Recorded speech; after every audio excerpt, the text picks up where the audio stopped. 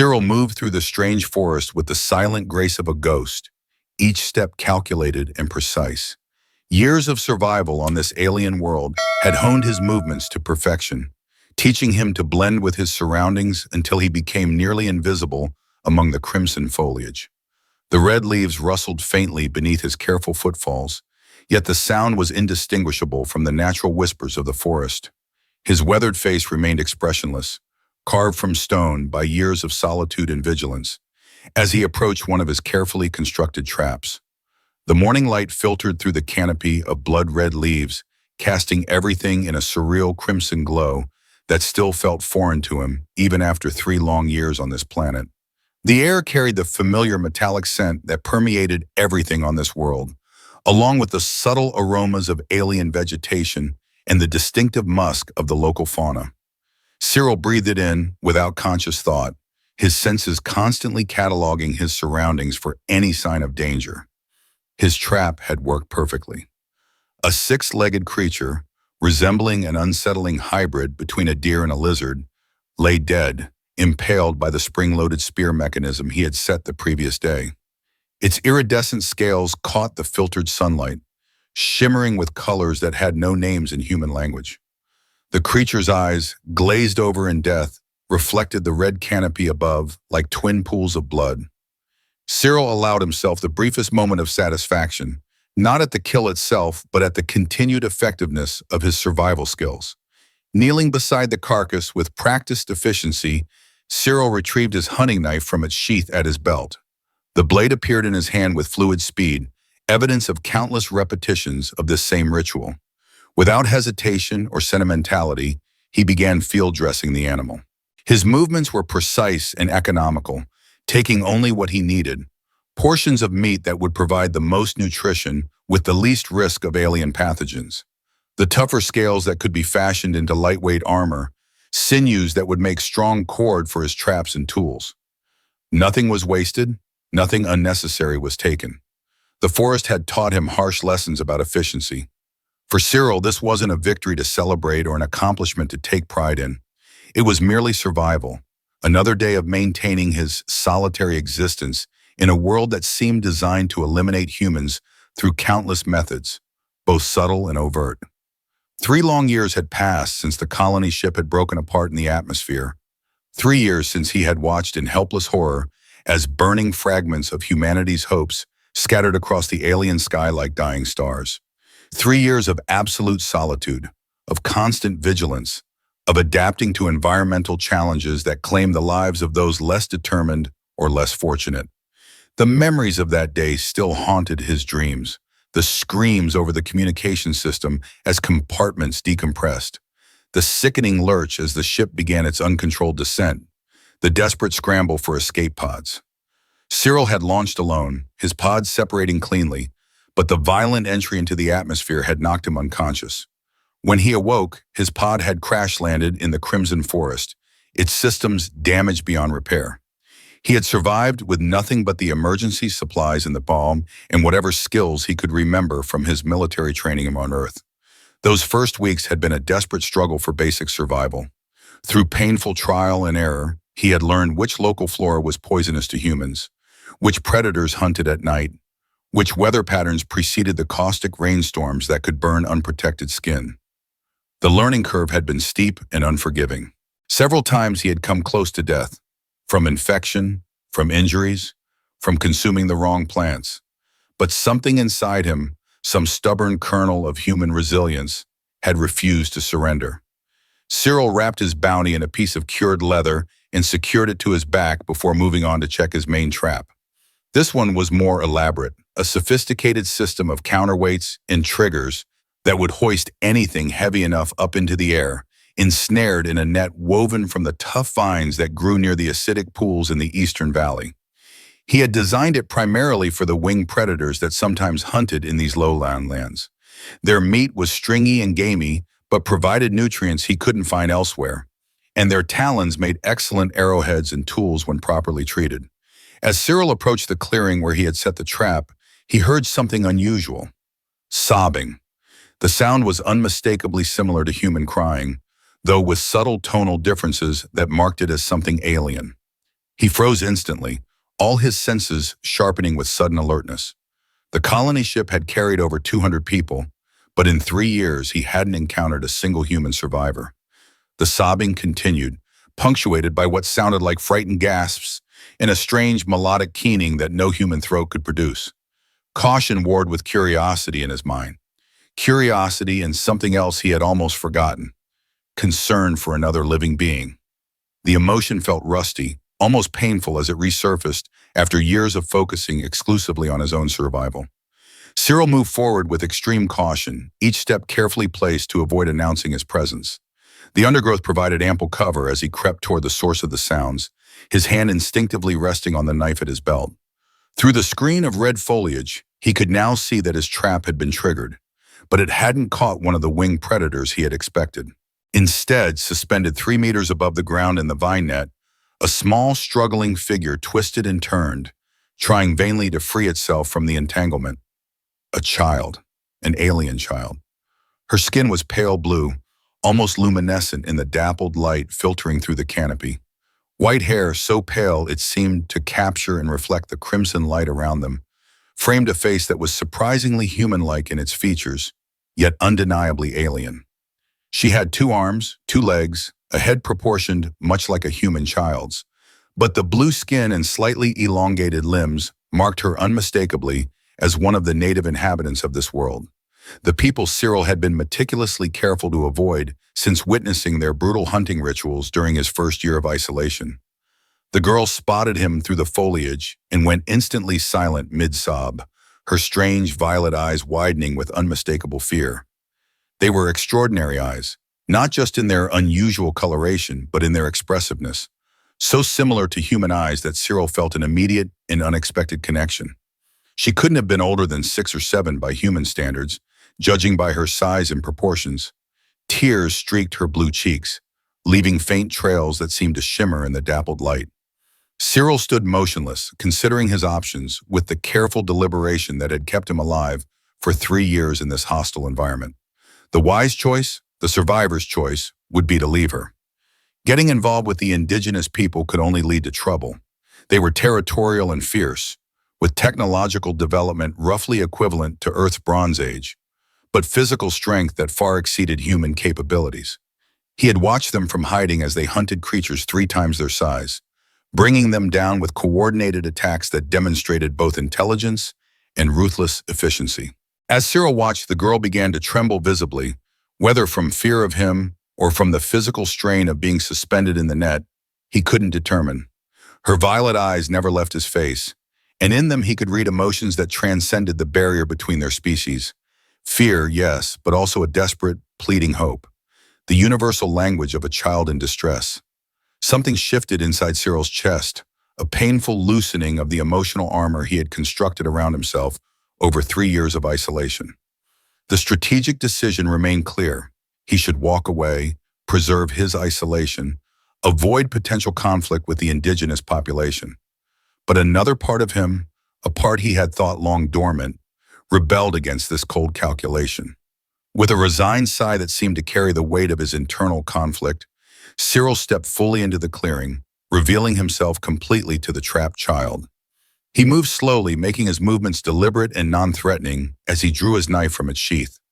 The girl flinched violently at the sight of the blade, pressing herself against the far side of the net in a futile attempt to distance herself from what she clearly perceived as a threat. Her small body trembled more intensely, and fresh tears welled in her violet eyes. Cyril paused, then purposefully held the knife where she could clearly see it. With slow, exaggerated movements, he pointed to the counterweight rope that held the net suspended, then back to the knife, trying to communicate his intentions without words. The girl watched him with wary intensity, her breathing rapid and shallow with fear. With a single, swift movement, Cyril cut the counterweight rope. The tension released with a soft whir of fiber against wood, and the net descended gently to the forest floor, settling into a tangled heap with the girl still entwined within it. She lay still for several heartbeats, perhaps expecting some form of attack. When none came, she cautiously began to extricate herself from the tangled vines, her movements hampered by fear and the complex knots of the net. Once free, she didn't bolt immediately as Cyril had expected. Instead, she rose to her feet with surprising dignity for one so young and pointed urgently toward a distant ridge visible through a gap in the forest canopy. Cyril followed her gesture and felt a cold weight settle in his stomach at what he saw. A procession of warriors moved along the ridge, their blue skin distinct even at this distance. They walked with the confident, measured pace of experienced hunters who knew they were closing in on their prey. At their head strode a particularly tall figure, carrying what appeared to be a ceremonial spear adorned with what might have been feathers or some equivalent decoration. The leader's posture radiated authority and determination. Their direction and pace suggested they were tracking something or someone with focused intent. The girl looked up at Cyril, her violet eyes brimming with an emotion that required no translation across species barriers. Pure, desperate fear. "Hide," she said in a trembling voice, the human word coming from her alien mouth with surprising clarity. "Please." Her use of a human word startled Cyril almost as much as her apparent understanding of his language. It suggested contact with humans, perhaps observation of the colonists before the disaster, or even interaction with other survivors he hadn't encountered. The implications raced through his mind, but the immediate situation demanded his full attention. Cyril glanced back at the warriors on the ridge, then down at the small, frightened child before him. The calculation was simple on its face. Getting involved was dangerous, potentially fatal. These people were not to be trifled with. He had seen them hunt with terrifying efficiency. He had observed their combat training from hiding, witnessed their strength and speed. He had glimpsed their rituals from a distance, complex ceremonies involving blood and fire that he couldn't begin to comprehend. Helping the girl meant risking the wrath of her entire tribe, painting a target on himself after 3 years of successful anonymity. And yet, there was something in her eyes, a desperate, pleading fear that resonated within him on a level deeper than rational calculation. He recognized that expression. He had seen that same desperate fear reflected in still pools of water during his first months on this world, when survival had seemed impossible and isolation had threatened to break his spirit. The look of someone who had nowhere else to turn, no other hope to cling to. In that moment, Cyril made a decision that violated every survival instinct he had developed over 3 years of solitude. With a heavy sigh that carried the weight of his misgivings, he gave the girl a single, decisive nod. Turning slightly, he gestured for her to follow him, then began walking swiftly toward the rocky outcroppings in the western hills where he had established his hidden camp. The location offered natural defenses and multiple escape routes, advantages they might soon need. The girl hesitated only briefly before hurrying after him, her small feet nearly silent on the forest floor. Despite her obvious fear in the stressful situation, she moved with impressive coordination for a child her age, mimicking his careful placement of feet and avoiding fallen branches that might snap and betray their location. Whatever her circumstances, she clearly understood the need for stealth. They traveled in tense silence, Cyril frequently adjusting their course to minimize the trail they left behind. He led them through a shallow stream for several hundred meters, their feet finding purchase on submerged stones to avoid leaving prints in the soft banks. The girl kept pace surprisingly well, occasionally glancing over her shoulder toward the ridge where they had last seen her pursuers. Each time she looked back, her pace quickened slightly, driven by the very real fear of what followed them.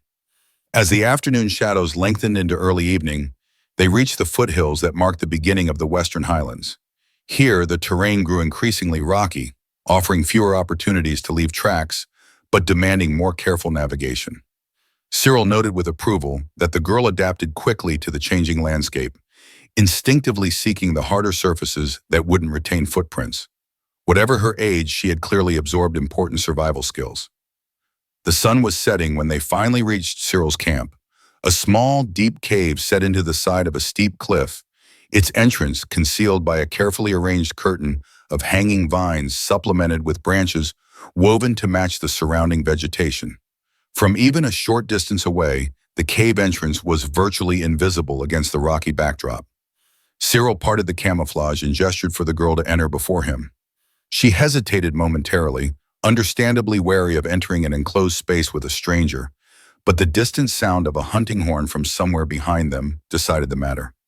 She ducked quickly inside with Cyril following immediately after, carefully rearranging the camouflaged entrance to conceal any sign of their passage. Inside, the cave opened into a space larger than its entrance suggested. The girl looked around with undisguised curiosity at what had been Cyril's solitary home for the past 2 years, after he had abandoned his crash site in search of more defensible terrain. The space was spartanly organized but showed evidence of long-term habitation. A sleeping area of carefully cured animal furs occupied one corner. A small fire pit near the mouth of the cave was positioned to allow smoke to escape through natural vents in the rock, while minimizing visible light from outside. Weapons and tools hung from pegs driven into cracks in the stone walls. Spears, a bow, various knives, all crafted from local materials with remarkable ingenuity.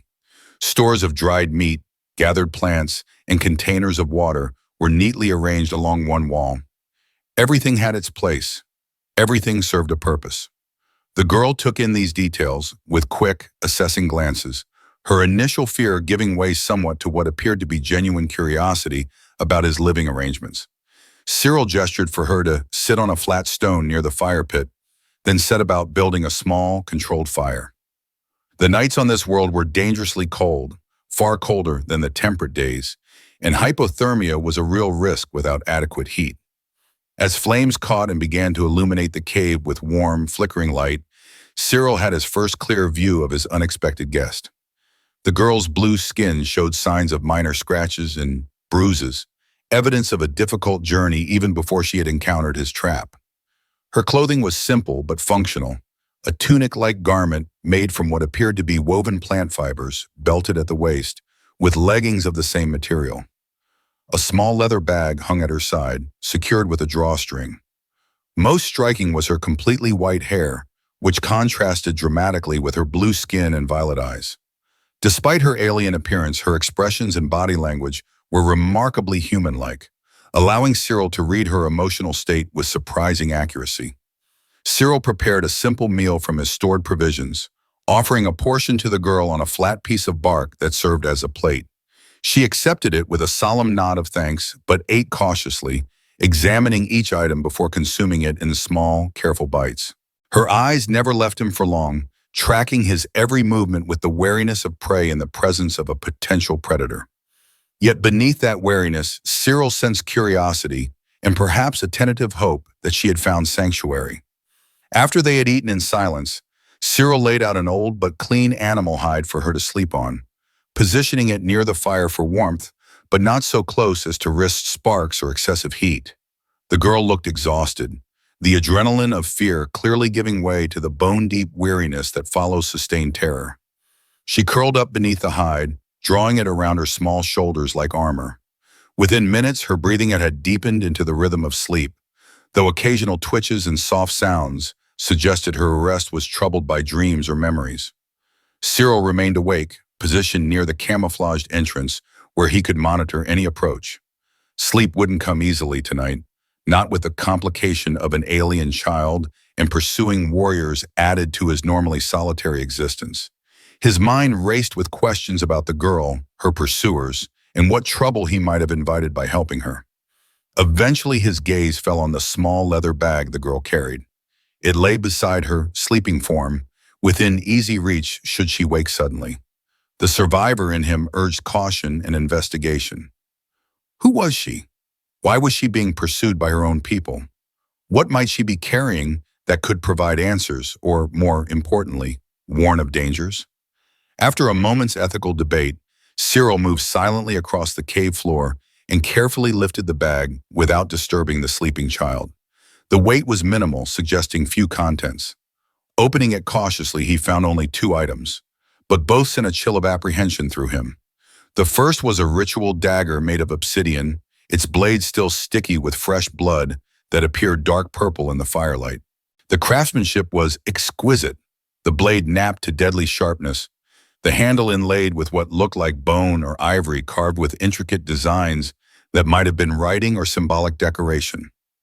This was no ordinary tool, but an object of ceremonial significance, its presence in a child's possession deeply troubling.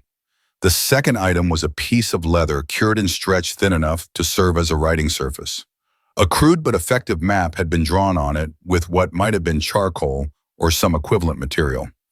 Cyril recognized local landmarks he had come to know during his years of exploration: the ridge they had seen earlier, the river that cut through the Central Valley, and the forest where his traps were set. A destination was marked with a symbol he didn't recognize, but words in what must be the alien language were written beside it. The only sequence he could interpret, having learned a small vocabulary through careful observation of the indigenous people, were sounds that approximated silent peaks, a craggy mountain range about 2 days' journey to the north that he had never explored due to its remote location and treacherous terrain. The blood on the dagger disturbed him deeply. Had this child hurt someone? Was she dangerous despite her size and apparent vulnerability? The contradiction between her frightened demeanor and the bloody weapon raised alarming possibilities. A small sound drew his attention back to the girl. She was awake, watching him with those unnerving violet eyes that seemed too knowing for her young age. She had seen him examining her possessions. There was no point in pretending otherwise. "Why blood?" Cyril asked directly, his voice rough from disuse, holding up the dagger where she could see it clearly in the firelight. The sudden sound of human speech after so long without conversation felt strange in his throat, almost painful. Fear flickered across the girl's face at the sight of the weapon in his hand, but there was something else visible in her expression too, a flash of defiance, perhaps even pride, quickly subsumed again by caution. She sat up slowly, pulling the animal hide around her shoulders like a cloak, watching him with intense concentration. "First blood ritual," she said haltingly, her command of human language unexpected and impressive despite the obvious struggle with pronunciation. Some of the indigenous people had learned basic communication from observing the human colonists before the disaster, but most avoided anything associated with the newcomers, treating them with suspicion or outright hostility. Cyril frowned, the unfamiliar expression making his facial muscles ache after years of solitary stoicism. "First blood ritual," he repeated, not understanding the significance. The girl reached out a small blue hand and touched the dagger still held in his larger human one, the contrast between their skin tones stark in the firelight. "I's chosen," she continued, clearly struggling to find the right words in his language. "Drink blood, kill prisoner, become warrior." Understanding dawned on Cyril with cold clarity, some kind of initiation rite, a forced passage into the warrior culture he had observed from a distance. But she was so young, surely too young for such brutality. "I say no." The girl's expression hardened momentarily, a flash of fierce determination transforming her childlike features. "Hurt priest. Run away." She pantomimed a stabbing motion, then pointed to the dark stains on the obsidian blade, her meaning unmistakable. "His blood?" Cyril asked, the implications becoming clearer and more troubling. She nodded solemnly, her violet eyes never leaving his face, perhaps trying to gauge his reaction to this confession. "Father hunts me now," she added, gesturing toward the ridge where they had seen the warriors. "I dishonor tribe, break sacred law." Cyril carefully set the dagger down between them on the cave floor, a neutral territory. This explained the determined pursuit they had witnessed. She hadn't merely wandered away or gotten lost in the forest. She had committed what her people considered a serious transgression. Refusing to participate in their ritual, attacking a priest, fleeing with a sacred object. No wonder they hunted her with such grim determination. The situation was far more complicated than a simple lost child. "Where go?" he asked, pointing to the map with its mysterious destination. "Silent Peaks," she replied without hesitation, as if the answer had been rehearsed in anticipation of this question. "Old One lives there. She helped me." "Old One?" Cyril made a gesture mimicking an elderly person hunched and walking with difficulty. The girl nodded with what seemed like eagerness. "She leave tribe long ago, like me." She hesitated, then added with obvious effort, "She know human words, many words. Teach me some." This new information added yet another layer of complexity to the situation. The Silent Peaks were forbidding terrain by any standard. Sheer cliffs, narrow paths, unpredictable weather patterns that could trap the unwary. But if there was someone there who might shelter the girl, someone who had also rejected the tribe's violent ways, and perhaps even maintain some connection to human colonists. "Your name?" Cyril asked, the question feeling strange after years of having no one to address. "Ariadna," she replied with careful enunciation, as if the name held special significance to her. Then pointing at him with unexpected directness, "Your name?" "Cyril," he said, the sound of his own name in his voice feeling like a reconnection to a past life, a person he had almost forgotten in the daily struggle for survival. Ariadna nodded gravely, as if committing it to memory with the seriousness of a formal pact. "Sleep now?"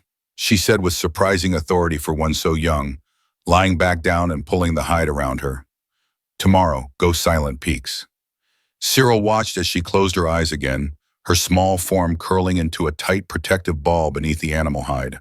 Her apparent trust was surprising after what she must have been through, though he noted she had carefully retrieved the dagger and map, returning them to her bag, which she now clutched against her chest, even as she drifted back toward sleep. He returned to his position near the cave entrance, but remained acutely alert, listening for any sounds that might indicate they had been followed or discovered. The revelation about the ritual dagger and the girl's desperate actions had transformed the situation from merely risky to potentially catastrophic. He was now harboring not just a lost child, but a fugitive from indigenous justice, one who had attacked a religious figure and stolen a sacred object. The response, should they be discovered, would likely be swift and merciless. Still, something about their brutal ritual disturbed him profoundly. Forcing a child to kill and drink blood to prove her worth as a warrior, it seemed unnecessarily cruel, a corruption of natural development into something monstrous. Perhaps there were aspects of their culture he would never understand as an outsider, but he couldn't bring himself to return Ariadna to what seemed like certain punishment, possibly even death. As the night deepened around them, Cyril made his decision, not with any sense of heroism or nobility, but with the same pragmatic determination that had kept him alive for 3 years. He would help her reach the Silent Peaks. After that, their paths would diverge. He would return to his solitary existence, and she would have to find her own way forward with this old one, whoever they might be, just as he had found his own path in this hostile world.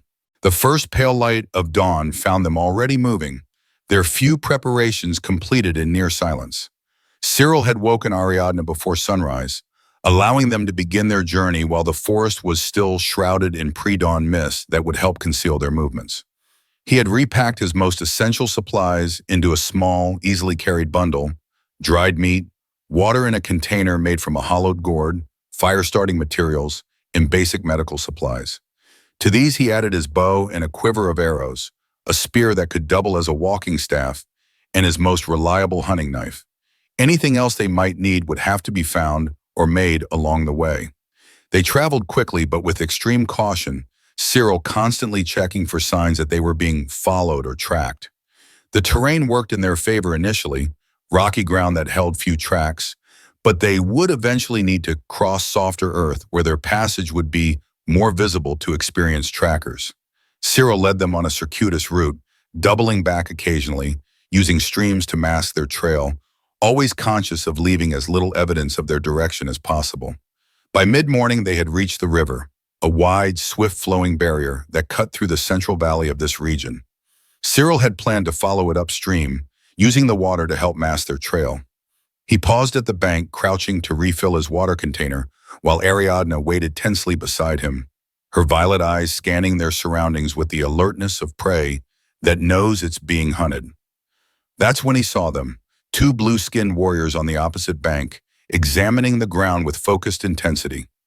Unlike Ariadna, these were full adults, their blue skin marked with the white patterns that seemed to indicate status or achievement among their people. They moved with confidence and purpose, systematically studying the terrain. Trackers, obviously looking for signs of passage. They were methodical and careful, exactly what Cyril would expect from hunters accustomed to tracking prey through difficult terrain. He pulled Ariadna down beside him into the cover of the riverbank vegetation with one fluid movement, his hand covering her mouth to prevent any sound of surprise.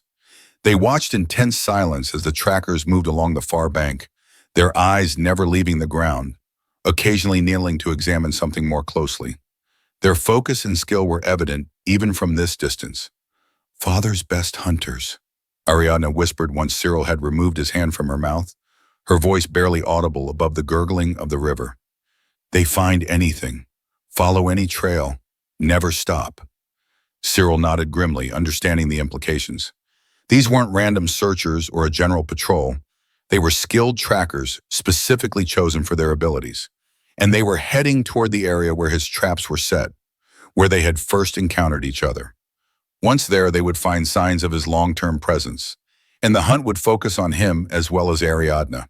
His days of anonymous survival were likely coming to an end, regardless of what happened next. Move faster, he told her with quiet urgency, getting to his feet but staying low within the cover of the vegetation. They find my traps soon. Know someone helps you.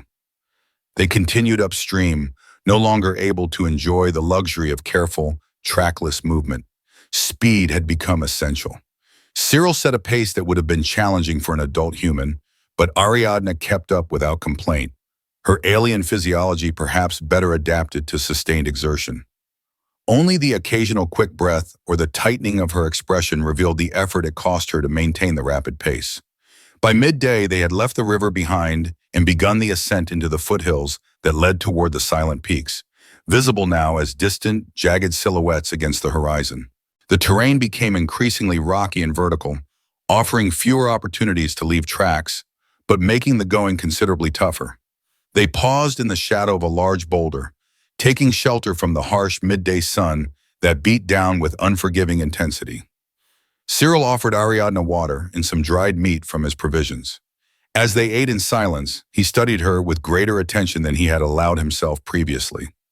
Despite her alien appearance, her expressions and body language were remarkably human-like in many respects, allowing him to read her emotional state with surprising accuracy. Currently, her face showed exhaustion, but also unwavering determination, a refusal to surrender to fear or fatigue that seemed incongruous with her apparent age. Rest short time, he told her, noticing the subtle signs of strain despite her attempts to appear strong. Then I teach you walk on rocks, no tracks. She nodded, finishing her small portion of food with the careful conservation of someone who understood that resources were precious and might need to last. After they had rested for perhaps 15 minutes, all the delay Cyril dared allow, he led her to a nearby stretch of rocky ground and demonstrated how to step from stone to stone, leaving no footprints and making minimal noise that might alert pursuers. Watch, he instructed, showing her how to test each stone before putting her full weight on it, how to balance her body to move fluidly across uneven surfaces, how to recognize which rocks might shift or slide under pressure. Ariadna observed with intense concentration, her violet eyes missing nothing. Then she tried it herself, mimicking his movements. Her first attempts were clumsy and uncertain, but she learned with remarkable speed, adapting his techniques to her smaller size and different center of balance. Good, Cyril acknowledged, after she had successfully navigated a difficult stretch without dislodging a single stone. A ghost of a smile crossed Ariadna's face at the praise, the first he had seen from her, transforming her features from merely alien to something approaching beautiful in its genuineness. The expression vanished quickly, but its brief appearance suggested the child beneath the fear and desperate circumstances. They continued their journey with renewed focus, now moving more carefully, but still maintaining a steady pace. Cyril found himself increasingly impressed by the girl's resilience and quick learning. She wasn't merely following him passively.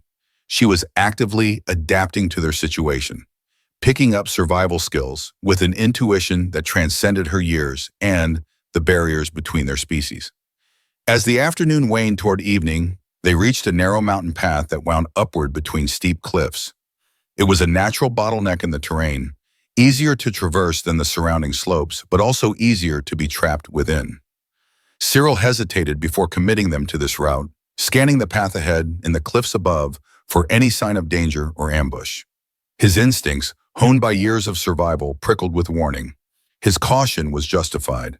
They had traveled perhaps a few hundred meters along the path when a sound made him freeze in place, a small cascade of pebbles from above, the subtle but unmistakable sign of movement on the cliffs.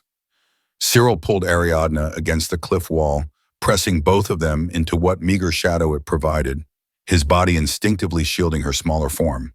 Not a moment too soon. Two blue-skinned warriors appeared around a bend in the path ahead, moving with the confident, measured pace of hunters who believed they were closing in on their prey. These weren't the same trackers they had seen by the river. These were different warriors, which meant the search had spread out, with multiple groups covering different potential escape routes. The hunters had correctly guessed their destination and were cutting off possible paths to the Silent Peaks. Cyril assessed their situation with cold clarity. There was nowhere to run. The path was too narrow, with a sheer drop on one side and a vertical cliff on the other. To retreat would mean running directly into more pursuers who were likely following their trail. To advance would mean direct confrontation with the warriors ahead. They were effectively trapped. Cyril made his decision instantly, based on combat experience and the simple math of survival. He pushed Ariadna deeper into a small recess in the cliff face where two rock formations created a natural hiding spot. "Stay," he commanded in a whisper, his tone allowing no argument. No sound, no movement. The fear in Ariadna's eyes was palpable, but she nodded once, understanding the gravity of the situation. Cyril saw her press herself as far back into the recess as possible, making herself nearly invisible in the shadows. He unslung his bow from his shoulder and knocked an arrow with practiced efficiency. He rarely used the weapon for hunting, preferring the reliability of traps for food acquisition, but he had maintained his skill through regular practice. Now that skill would be tested against intelligent opponents who vastly outmatched him in physical strength. The warriors continued forward, unaware of the ambush. They moved with the confidence of predators who sensed their prey was near. Their attention focused on the path ahead rather than the shadows along the cliff face. Cyril took a deep breath to steady himself, drew back the bowstring with controlled power, aimed with deliberate care, and released. The arrow flew true, covering the distance in a heartbeat and catching the lead warrior in the throat, one of the few vulnerable points not protected by their naturally tougher skin. The warrior fell without a sound, his hands clutching at the shaft protruding from his neck, dark purple blood spilling between his fingers. He collapsed to his knees, then toppled forward onto the rocky path. The second warrior reacted with impressive speed, instantly dropping into a defensive crouch, drawing a wicked-looking blade from a sheath at his waist. His eyes scanned the path ahead, quickly finding Cyril despite his attempt to remain concealed. A sound emerged from the warrior's throat. Not a cry of alarm, but a low, threatening growl that raised the hairs on the back of Cyril's neck. There was no time for another arrow. Cyril dropped his bow and drew his hunting knife, bracing himself as the warrior charged with frightening speed. The blue-skinned fighter moved faster than any human Cyril had ever faced, covering the distance between them in a blur of motion. But Cyril had survived 3 years on this world by being adaptable and unpredictable, qualities that had served him against both animal predators and environmental hazards. As the warrior closed in, Cyril feinted to the left, then dropped suddenly to his right, using the narrow confines of the path to his advantage. The warrior's momentum carried him slightly past Cyril's position, giving Cyril a split-second opportunity to slash at the back of his opponent's leg as he passed. The blade bit deep, drawing dark purple blood that seemed almost black in the fading light. But the wound didn't stop the warrior or even significantly slow him. He spun around with surprising agility despite his injury, his own blade slicing through the air where Cyril's head had been a moment before. What followed was not a heroic battle between equals, but a desperate struggle for survival. Cyril harbored no illusions about matching the indigenous warrior for raw strength or speed. Instead, he fought defensively, using the terrain and his knowledge of human fighting techniques that might be unfamiliar to his opponent. He gave ground deliberately, leading the warrior along the path, looking for any advantage the environment might offer. The warrior pressed his attack relentlessly, his blade moving in complex patterns that suggested years of formal training. One sweeping strike caught Cyril's arm, cutting a deep gash just below his shoulder. Pain flared like fire along his nerve endings, but Cyril forced himself to ignore it, knowing that any distraction would mean instant death. He continued to give ground strategically, working his way towards a section of the path where the cliff face jutted out slightly, creating a potential tactical advantage. Blood ran freely down his arm, making his grip on the knife slippery and uncertain. The warrior sensed weakness and pressed harder, his attacks becoming more aggressive, more confident. Cyril felt his strength beginning to ebb, the combination of blood loss and the sustained exertion of combat taking its toll. He needed to end this quickly, or he wouldn't survive to see the outcome. When they reached the jutting section of cliff, Cyril abruptly changed tactics. Instead of continuing his defensive retreat, he lunged forward with every remaining ounce of strength, ducking under the warrior's blade and slamming his shoulder into the blue-skinned fighter's midsection. The impact sent pain shooting through his wounded arm, but it had the desired effect. The warrior staggered backward, momentarily off balance from the unexpected aggression and change in fighting style. That momentary imbalance was all Cyril needed. With a powerful shove fueled by desperation and the knowledge that this was his only chance, he pushed the warrior toward the edge of the path where the drop-off waited. The blue-skinned fighter's arms windmilled as he fought for balance, his face registering shock at the sudden reversal. For a suspended moment, he teetered on the brink, his eyes locking with Cyril's in a flash of recognition and something that might have been respect. Then momentum won, and with a roar of defiance that echoed through the mountain pass, he toppled backward over the edge into empty space. His scream continued briefly, growing fainter with distance, before being abruptly silenced by impact far below.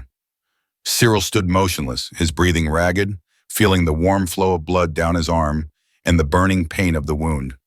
Survival instinct snapped him out of momentary shock.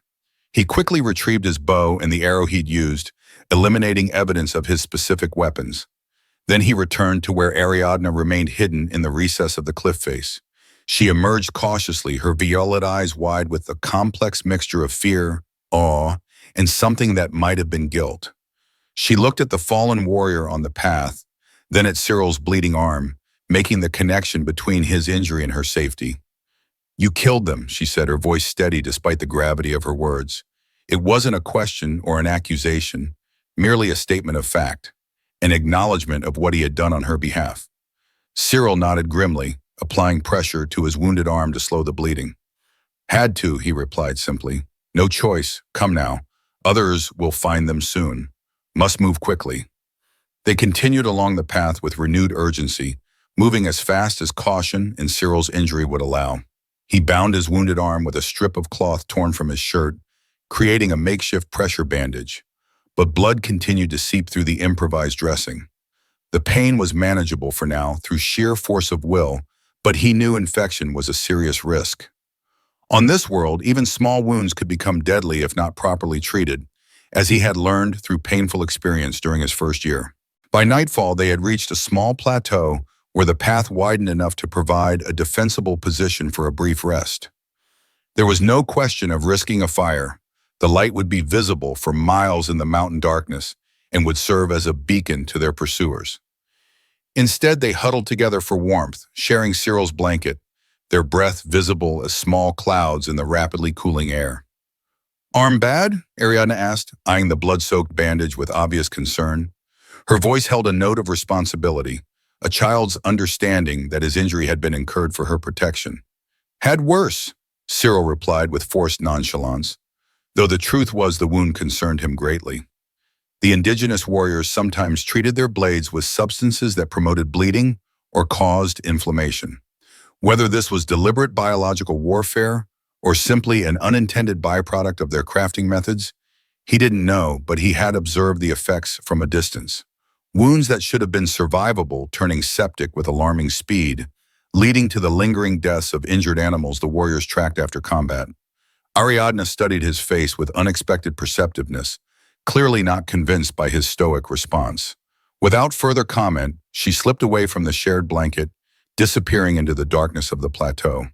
Cyril tensed, alert for any sound that might indicate trouble, but she returned several minutes later with her small hands full of vegetation he had never seen before. Broad, waxy leaves with serrated edges and a faint blue-green luminescence barely visible in the darkness. "For blood," she explained, sitting down beside him with the serious demeanor of a healer much older than her years.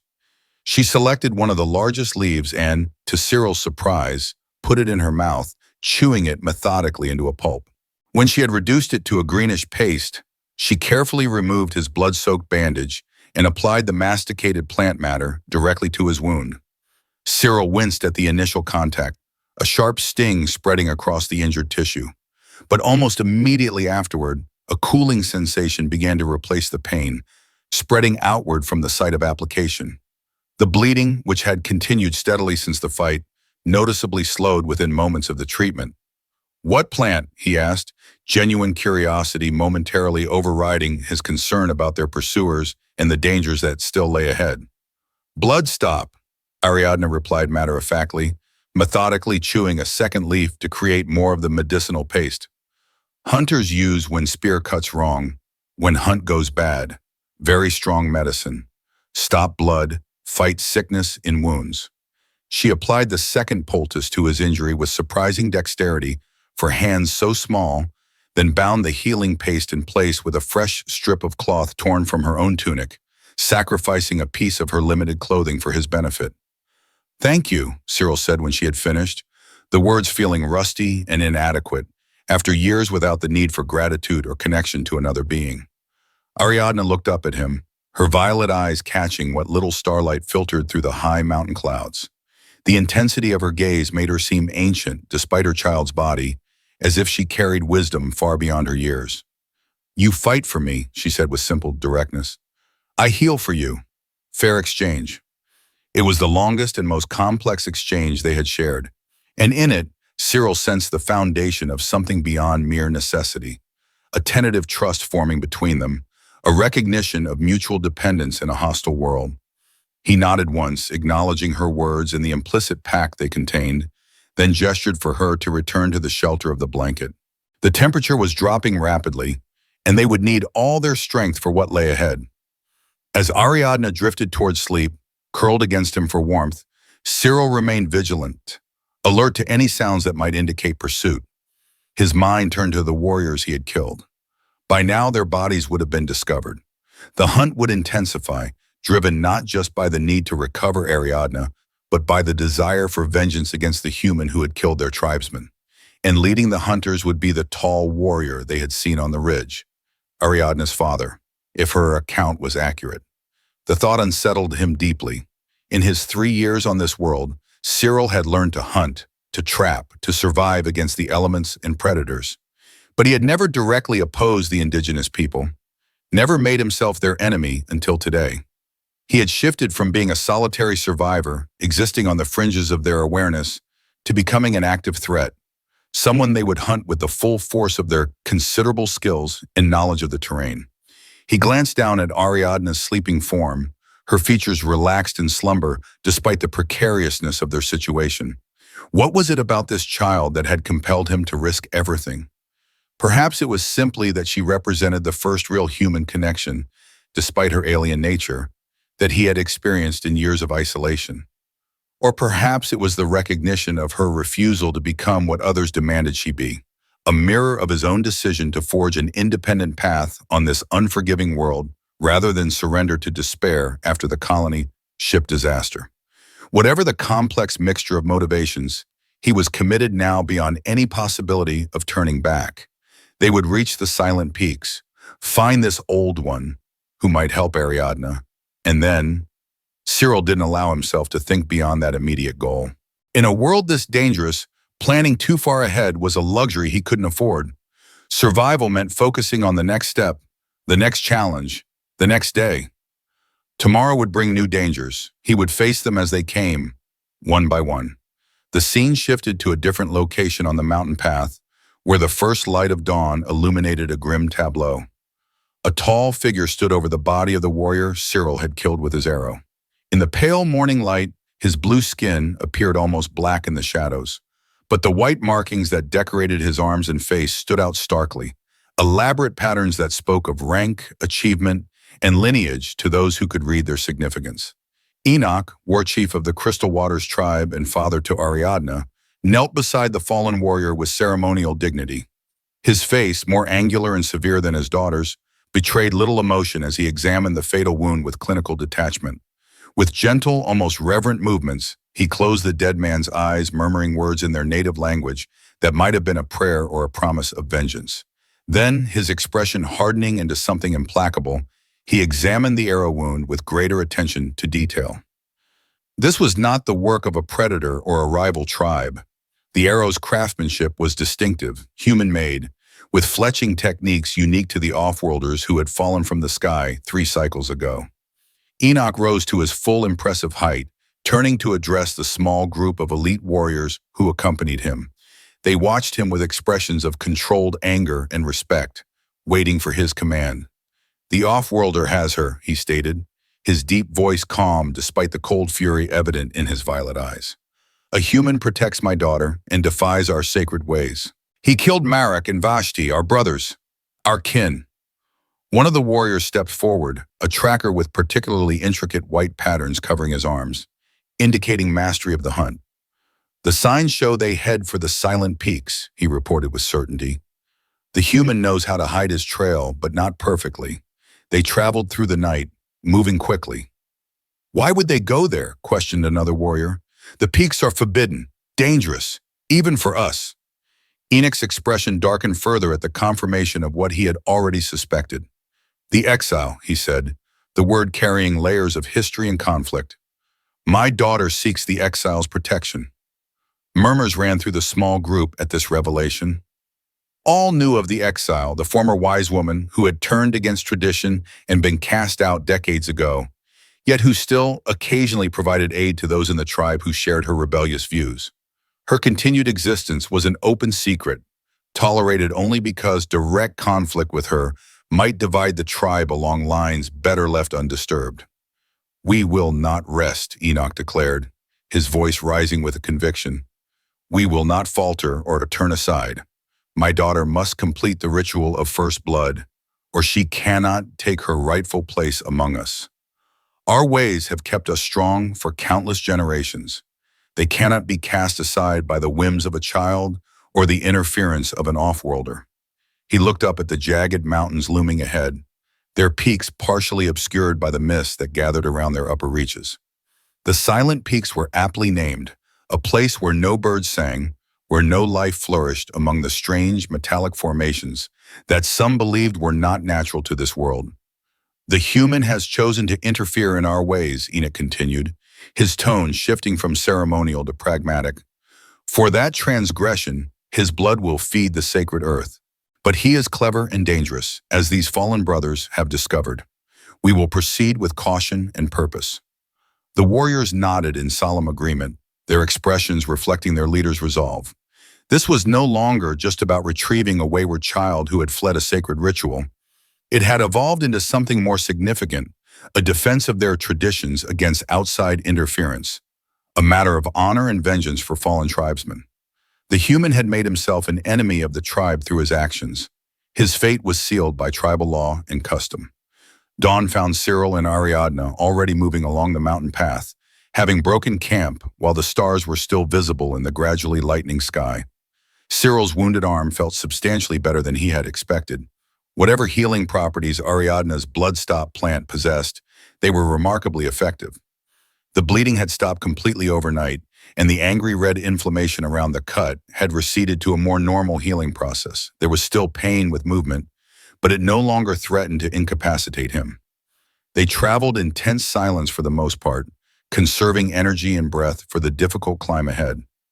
The path grew steadily steeper, winding its way up through increasingly rugged terrain. In places, they had to use hands as well as feet, scrambling up near vertical sections where rock slides had partially obscured the original trail. The physical demands were substantial, but both were driven by the knowledge that stopping meant being overtaken by their pursuers. Ariadna proved impressively agile and sure-footed on the difficult terrain, sometimes finding routes that Cyril's larger human frame couldn't navigate efficiently. When they encountered particularly challenging sections, she moved ahead to scout the best path, then returned to guide him through the obstacles. Despite the danger and urgency of their situation, Cyril found himself genuinely impressed by her adaptability and resilience. This was clearly a child who had been raised in a warrior culture, and it showed in her physical capabilities, if not in her temperament or choices. By midday, they had reached a high plateau that offered a panoramic view of the valley below and the terrain they had traversed. In the far distance, they could see the red forest where they had first met, now seeming tiny and insignificant from this elevation. Closer, winding along the base of the mountains like a silver ribbon, was the river they had followed during the first stage of their journey. The perspective emphasized just how far they had come in a short time, driven by necessity and fear. But the view also revealed something far more immediate and concerning. On the mountain path below them, clearly visible as small blue dots against the gray-brown rock, were at least half a dozen warriors. The hunting party was closer than Cyril had estimated, perhaps only a few hours behind them despite all their efforts to move quickly and cover their trail. "They come faster than expected," Ariadna said, tension evident in her voice as she spotted the pursuers. There was resignation in her tone, as if part of her had always known escape would prove impossible. Cyril nodded grimly, mentally calculating distances and terrain. "We need different path," he concluded. "This main trail too easy to follow, too predictable." He retrieved the map Ariadna had brought, studying it with greater attention than their previous hasty consultations had allowed. According to the crude but effective drawings, they needed to head northeast from their current position to reach the Silent Peaks. The direct route would take them along the main path they were currently following, the same one their pursuers were using. But there appeared to be an alternate route, marked with warning symbols on the map that had suggested danger. "What this?" Cyril asked, pointing to the alternative pathway and its accompanying symbols. Ariadna's expression grew serious, almost fearful. "Wind Canyon," she replied with obvious reluctance. "Very dangerous. Winds so strong, blow people off cliffs. Many die trying to pass." Cyril looked back down at the advancing warriors, then at the narrow side path barely visible among the rocks that would lead them to this Wind Canyon. It wasn't much of a choice when examined logically. The main path guaranteed capture within hours. The canyon offered at least the possibility of survival, albeit with high risk. "We go Wind Canyon," he decided, already gathering their few possessions. "Now! No time to waste." They left the plateau, taking the side path that diverged from the main route at a sharp angle. Almost immediately, the terrain became significantly more challenging. The path narrowed to little more than a ledge in places, with a sheer drop on the outer edge that disappeared into mist hundreds of meters below. They moved with extreme caution, Cyril leading the way, occasionally reaching back to help Ariadna navigate particularly dangerous sections where the path had partially crumbled away. As they progressed deeper into the winding canyon, the wind began to pick up noticeably. At first, it was just a steady breeze that tugged at their clothing, but soon it strengthened into powerful gusts that physically buffeted them against the canyon wall. Cyril now understood with visceral clarity why this place was called Wind Canyon.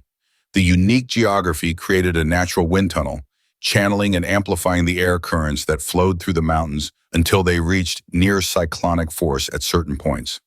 "Hold on to me," Cyril instructed, stopping at a relatively sheltered section to retrieve a length of cord from his pack. He tied one end securely around his waist, and then the other around Ariadna's, creating a physical connection between them. "If fall, I catch. If I fall, brace against rock, hold cord." The small girl nodded solemnly, her white hair whipping wildly around her face in the strengthening wind. The seriousness with which she regarded their situation belied her age. There was no childish panic or complaint, only the focused determination to survive that Cyril recognized from his own experiences. They continued forward, now physically linked by the cord, pressing themselves against the canyon wall as much as possible to minimize their exposure to the increasingly violent gusts. The wind grew stronger with each step, howling through the canyon with an almost sentient fury that sent shivers down Cyril's spine despite his usual stoicism. The sound became overwhelming, a constant roar that made communication virtually impossible. They shifted to a system of hand signals and gestures, moving forward when the wind momentarily abated, clinging desperately to the rock face when it raged at its strongest. Progress became agonizingly slow, each meter gained representing a significant victory against the elements. What might have taken an hour on the main path was consuming most of the afternoon. The physical strain was immense, constantly fighting against the wind's pressure, maintaining balance on the narrow ledge, helping each other through particularly exposed sections where the path offered minimal protection. Cyril's wounded arm protested with each movement, the pain returning as the physical demands on his body increased. At a particularly treacherous section where the path narrowed to barely the width of a human foot, a sudden violent gust caught Ariadna unprepared. Despite her agility and careful movement, the force of the wind simply overcame her smaller mass. She lost her footing and was swept off the path with frightening suddenness, the wind lifting her small body as if she weighed nothing at all. Cyril felt the jerk on the cord connecting them and braced himself against the canyon wall, his wounded arms screaming in protest at the sudden strain as Ariadna's full weight transferred through the rope. For a terrifying moment, she dangled over the abyss, held only by the cord and Cyril's desperate grip on a small outcropping of rock. The wind continued to buffet her suspended form, threatening to tear both of them from the precarious safety of the ledge.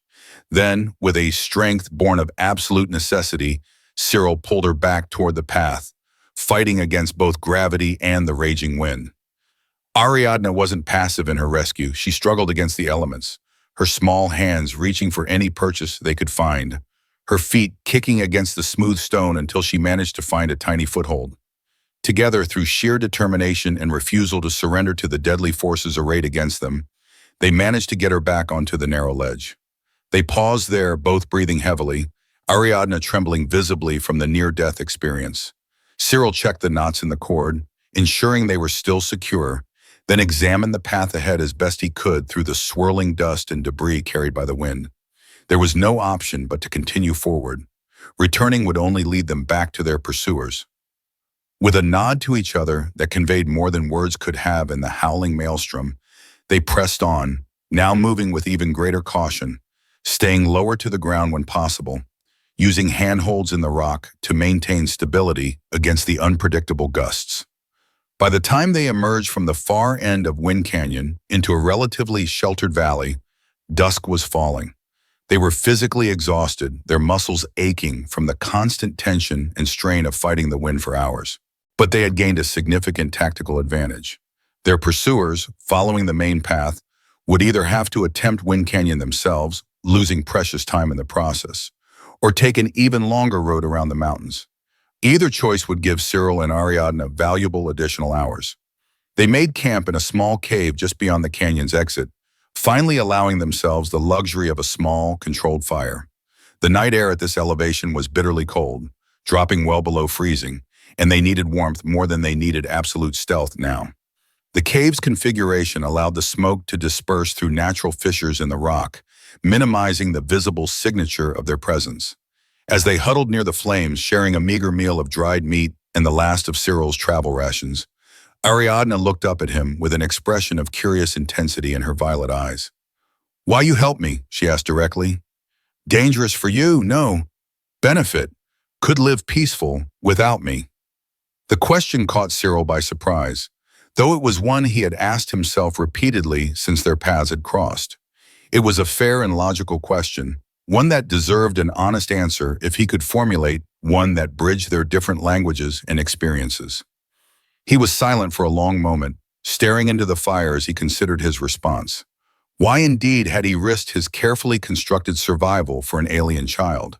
Why oppose a culture he had studiously avoided for 3 years of successful isolation? "Long time alone," he finally answered, his voice rough from the day's exertions and general disuse. "See you afraid. Remember, being afraid. After ship crash. No one helped me then. Everyone dead or gone."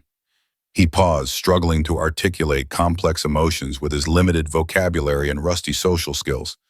Maybe tired of just surviving, not living. Help you feels like living again. It wasn't the complete truth. No simple explanation could encompass the complex web of motivations that had driven his decision.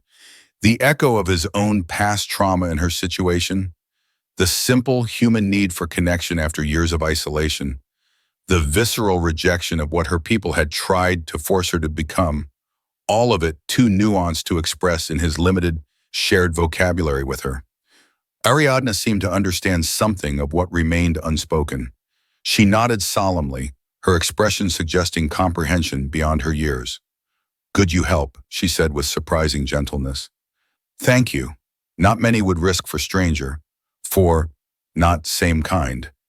They lapsed into companionable silence again, the crackling of the fire the only sound in their small sanctuary. After a while, Ariadna spoke again. Her tone shifted to something more pragmatic and concerned. Father very angry now, she said, poking at the fire with the small stick. You kill his best hunters. Marek and Vashti, strong warriors, much respected. This, personal now. Personal? Cyril questioned, seeking clarification. Not just me anymore, she elaborated, her vocabulary and his language clearly expanding through their continued interaction. Before, just bring me back for ritual. Now you his enemy, blood debt, tribal honor wounded. Cyril nodded grimly, having suspected as much based on what he had observed of their culture from a distance. By helping Ariadna and killing her pursuers, he had elevated himself from an incidental obstacle to a direct enemy of her people. Even if they reached the Silent Peaks and found sanctuary for Ariadna, he would still have to deal with the long-term consequences of his actions. The indigenous people had long memories and strong traditions of vengeance based on the hunting behavior he had observed. I handle it, he said with more confidence than he truly felt, not wanting to burden the child with his concerns. Sleep now. Tomorrow, reach Silent Peaks. Find Old One. Ariadna curled up near the fire, using Cyril's pack as a pillow, her small form seeming especially vulnerable in the flickering light. Despite everything they had been through, sleep came quickly to her. The deep, restorative sleep of the young, whose bodies prioritize healing and growth even in adverse circumstances. Cyril remained awake considerably longer, maintaining watch and contemplating what lay ahead. According to the map, they were close to the Silent Peaks now. By midday tomorrow, they should reach their destination, assuming no further complications arose. What they would find there, whether this exile would actually be able or willing to help Ariadna, remained to be seen. But they had come too far and risked too much to turn back now. Cyril added more fuel to the small fire, then settled into a light, vigilant doze, his senses still partially alert for any sign of danger. Tomorrow would bring the final leg of their journey, and quite possibly a final confrontation with Ariadna's father and his warriors. The morning dawned clear and cold, a crystalline quality to the air that suggested they had reached an elevation where the atmosphere was noticeably thinner. From their elevated position, Cyril and Ariadna could see for kilometers across the rugged landscape they had traversed. The Silent Peaks loomed ahead, now clearly visible as their primary destination, a cluster of sharp, blade-like mountains that seemed to pierce the sky itself. Even at this distance, Cyril could see that they were unlike the other mountains they had passed. Their surface appeared smoother, more uniform, almost metallic in appearance, reflecting the early sunlight like dull mirrors or the blade of an ancient weapon. Why called Silent Peaks? Cyril asked as they gathered their few possessions and prepared to depart, his curiosity piqued by the unusual appearance of their destination. No birds there, Ariadna replied, her gaze fixed on the strange mountains with a mixture of apprehension and hope. No animals, no insects, nothing lives there. Too sharp, too strange, and... She hesitated, searching for the right words to express a concept that might be tied to cultural beliefs rather than objective reality. People say, spirits there steal voice, go silent forever if speak wrong words. Cyril raised a skeptical eyebrow at this last part. You believe? We asked, wondering how much of her culture's superstitions the child accepted as literal truth. Ariadna shrugged, a surprisingly human gesture that suggested a pragmatic approach to inherited beliefs. Old stories, maybe true, maybe not. But exile lived there many years. She not silent. She speak whenever wants. This practical assessment increased Cyril's respect for the girl's intelligence. Despite her youth and the cultural indoctrination she must have received, she maintained a capacity for independent thought that had ultimately led to her rejection of the blood ritual and subsequent flight. They set off following a path that grew increasingly difficult to discern as they approached the Silent Peaks. What had been a reasonably clear trail became a series of navigable gaps between sheer rock faces, requiring careful route finding and occasional climbing. The terrain changed noticeably as they drew closer to their destination. The gray-brown stone of the regular mountains gave way gradually to a darker, almost metallic-looking rock that had a different texture and sound underfoot. The sparse vegetation that had clung tenaciously to life at this elevation disappeared entirely, leaving a starkly barren landscape. By mid-morning, they had reached what could properly be considered the outer boundary of the Silent Peaks themselves. Cyril understood immediately why they had earned their name. The usual ambient sounds of the mountains, the distant cry of flying predators, the rustle of wind through sparse vegetation, the occasional fall of loose stone, were completely absent here. A profound, almost unnatural silence enveloped them, broken only by the sound of their own breathing and footsteps, which seemed unnaturally loud in the perfect stillness. The peaks themselves were unlike anything Cyril had encountered before on this world or Earth. They rose from the ground like massive blades or shards of some unimaginably large broken object, their edges literally sharp enough to cut flesh on contact. The surfaces were smooth and dark, with an almost obsidian-like quality, yet they reflected light differently than any natural stone Cyril had ever seen. Strange geometric patterns were visible across their surfaces when the light hit them at certain angles, regular, repeating designs that seemed too precise to be natural formations. "These not natural," Cyril observed, running a cautious finger along one of the smaller formations. The edge was sharp enough to slice through skin with minimal pressure, and he withdrew his hand quickly before he could injure himself. "Not made by nature." "Older than people," Ariadna agreed, regarding the formations with the appropriate respect of someone raised with cultural warnings about their nature. "Stories say, from before stars, from before world." The implication was clear, though neither of them articulated it directly. These structures were artifacts, not natural formations, the remnants of something constructed by intelligence, whether ancient indigenous civilization or something even more removed from their current experience. The revelation added another layer of mystery to their journey and destination. They picked their way carefully through this landscape of knife-like protrusions, the danger of serious injury adding to the already considerable challenges they faced. In places, the blades formed natural labyrinths, forcing them to backtrack and find new routes when passages narrowed beyond usability. The map helped, but it was crude at best, and the alien geometry of the Silent Peaks made navigation challenging even with guidance. As they ventured deeper into this strange environment, Cyril began to understand the superstitious fear the indigenous people maintained toward this place. There was something inherently unsettling about it, not just the unnatural silence or the deadly sharp formations, but a subtle wrongness that defied easy description. It felt ancient in a way that transcended normal concepts of time, as if they walked among the bones of something that had existed when the planet itself was young. "Where Exile live?" he asked Ariadna, keeping his voice low despite the absence of any immediate threat, the oppressive silence making normal volume seem somehow disrespectful or dangerous. Ariadna pointed to a particularly large formation ahead, a massive blade-like peak that rose significantly higher than those surrounding it. "Under Big One," she said with certainty. "Cave where blade meets ground. Hidden entrance." They continued forward, their progress slowed considerably by the need to navigate safely through the treacherous terrain. Each step required careful consideration. One slip could result in a severe or potentially fatal injury on the razor-sharp edges surrounding them. The sun reached its zenith and began its afternoon descent as they worked their way deeper into the Silent Peaks, the shadows cast by the towering formations creating a disorienting pattern of light and darkness across their path. By early afternoon, they had reached the base of the massive peak Ariadna had indicated. As she had described, where the great blade met the ground, there was an opening, a fissure just wide enough for a person to slip through sideways. It looked less like a natural cave entrance and more like a deliberate crack in the otherwise seamless surface of the structure. Cyril paused at the entrance, suddenly hesitant to proceed into the unknown. "Exile expects us?" he asked, wondering if they might be walking into danger despite their long journey. Ariadna shook her head. No one tell her, but she knows things. Without telling, sees things before it happens sometimes. She tapped her temple. Special mind. Why tribe feared her?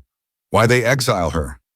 This wasn't particularly reassuring information, suggesting they might be seeking help from someone unpredictable or potentially unstable. But they had come too far to turn back now, and their options were severely limited by the pursuit behind them. Cyril gestured for Ariadna to stay behind him, then carefully entered the fissure, his hand on his knife, senses alert for any sign of danger. The interior was surprisingly spacious once they had navigated the narrow entrance. The crack widened into a proper cavern, illuminated by strange phosphorescent fungi that grew in patches along the walls. The light they produced was soft and blue-white, giving the space an otherworldly glow that enhanced the alien quality of their surroundings. The cavern showed clear signs of long-term habitation. Simple furniture fashioned from the same metallic-looking material as the peaks outside. Storage containers made from woven fibers similar to those used in Ariadna's clothing. A fire pit in the center with a clever system of vents and channels to direct smoke out through unseen exits in the ceiling. Tools hung from the walls, some recognizable in purpose, others completely mysterious to Cyril's human perspective. But there was no sign of the exile herself, no indication that anyone was currently present despite the evidence of recent occupation. The fire pit still contained warm embers, suggesting it had been used within the past few hours. "Hello?" Ariadna called out, her voice echoing strangely in the space, the acoustics unlike anything Cyril had experienced. "Old One? It is Ariadna." Ariadna, daughter of Enoch. I seek sanctuary." Silence answered them, the cavern seemingly empty despite the evidence of habitation. Cyril moved further into the space, alert for any movement or sound that might indicate presence or threat. The place felt recently occupied but temporarily abandoned, as if the inhabitant had stepped out briefly, perhaps to gather supplies or attend to some task outside. A sudden noise from outside the cave made both of them freeze in place. Cyril moved quickly back to the entrance and peered out through the narrow fissure, his body tensing with anticipation of conflict. What he saw made his blood run cold with the certainty of imminent confrontation. Standing on a relatively flat area about 50 meters from the cave entrance was a tall, imposing figure, blue-skinned, adorned with white markings that were more elaborate and extensive than any Cyril had seen on the warriors they had encountered previously. The patterns clearly denoted high rank or status within their society. He held a massive ceremonial spear, its blade gleaming ominously in the harsh sunlight, the shaft adorned with what appeared to be small tokens or trophies from past victories. Around him, the silent peaks created a natural arena, their blade-like formations forming a rough circle around the flat space. Enoch had found them, and more disturbingly, he had come alone, suggesting either supreme confidence in his abilities or a desire to handle this matter personally, without witnesses. Cyril turned back to Ariadna, whose violet eyes were wide with a mixture of fear and resignation. "Father," she whispered, the single word carrying a complex weight of emotion, fear, respect, disappointment, and a child's natural longing for parental approval despite everything that had transpired. "Stay here," Cyril instructed her firmly, his decision made instantly. "Hide. I talked to him." "No!" Ariadna grabbed his arm with surprising strength, genuine panic in her voice. "He kill you, best warrior in tribe. Many victories, no mercy for enemies." "Have to try," Cyril replied, gently but firmly removing her hand from his arm. "Find exile. She come, she help. If I not return." He paused, recognizing the gravity of what he was suggesting. "You stay with her, learn her ways, survive." Before Ariadna could protest further, Cyril slipped back through the fissure and out onto the flat, open area where Enoch waited with predatory patience. He approached cautiously, his weapons sheathed but within easy reach, maintaining a posture that balanced readiness with an appearance of non-aggression. He stopped about 10 meters from Enoch, close enough for conversation, but far enough to give him some reaction time if the warrior attacked without warning. Enoch regarded him with cold, calculating eyes that reminded Cyril unnervingly of Ariadna's, the same violet hue but lacking the warmth and expressiveness of his daughter's gaze. Up close, the indigenous leader was even more intimidating than he had appeared at a distance. He stood nearly a head taller than Cyril, his body powerful and heavily muscled beneath the minimal armor he wore. The white markings that decorated his blue skin formed intricate patterns that seemed to tell a story of battle and leadership. each line and curve representing some achievement or status within his culture. "You take my daughter," Enoch said in the human language, his pronunciation surprisingly precise, despite the natural differences in vocal structure between their species. "You kill my warriors. You interfere in sacred matters that not concern you." The warrior's command of human language was unexpected, suggesting significantly more interaction with the colonists than Cyril had realized occurred. This wasn't the broken, halting communication he had established with Ariadna, but a fluent, if somewhat formal, grasp of his language. The revelation raised new questions about the relationship between humans and the indigenous population before the colony ship disaster. "Your daughter ran from you," Cyril replied evenly, deliberately keeping emotion from his voice. "She chose her path. I helped one who asked for help. Nothing more." Enoch's expression darkened, the white markings on his face seeming to stand out more prominently against his blue skin as his emotions intensified. "She is child," he countered with barely controlled anger. "Not understand importance of ritual. Too young to make such choice. You interfere in what you not understand." "I understand enough," Cyril responded, allowing some of his own moral outrage to surface. "Child forced to kill, drink blood, become like you. That is not choice. That is coercion." "Become strong," Enoch corrected sharply, his grip tightening visibly on his ceremonial spear. "Survive this world. You think kindness keep her alive? Weakness is death here. Always has been. Always will be." There was something unexpected in Enoch's tone, not just anger or wounded authority, but a deeper emotion that Cyril recognized from his own experiences. Concern, fear for a child's safety in a dangerous world. The warrior truly believed he was acting in Ariadna's best interest, that the brutal ritual was necessary preparation for survival in an unforgiving reality. "Different strength," Cyril argued, seeing an opportunity to connect rather than simply oppose. "Not just killing, thinking, choosing, adapting. She choose different path, show strength in that choice." Enoch shook his head dismissively, though something in his eyes suggested the words had registered on some level. "She returned to tribe. Complete ritual. No choice in this matter. Our ways older than memory. Keep us alive when thousand dangers threaten. Cannot be changed for comfort or conscience." "Always choice," Cyril insisted, standing his ground despite the overwhelming physical threat Enoch represented. "Even in harshest world, choice defines us, makes us more than animals." For a long moment, the two men, human and alien, stared at each other across the intervening space, each taking the measure of the other, each recognizing something familiar in the opposition.